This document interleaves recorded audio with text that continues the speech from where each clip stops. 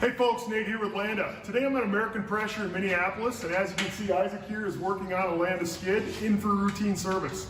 One of the things that we like to enforce to our people out there is that when you're having your machine serviced, you want to have it serviced with good quality Landa replacement parts. So what are those parts?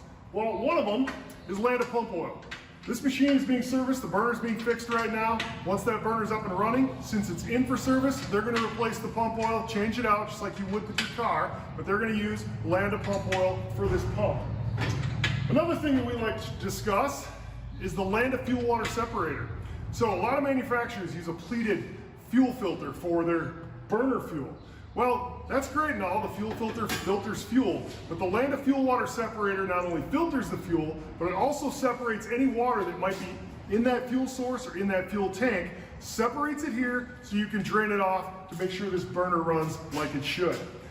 After the service is done, we're going to go through and inspect all the accessories. We want to make sure that this machine is safe for the operator, so we're going to look at their trigger gun, and if that needs to be replaced, it's going to be a Landa quality trigger gun.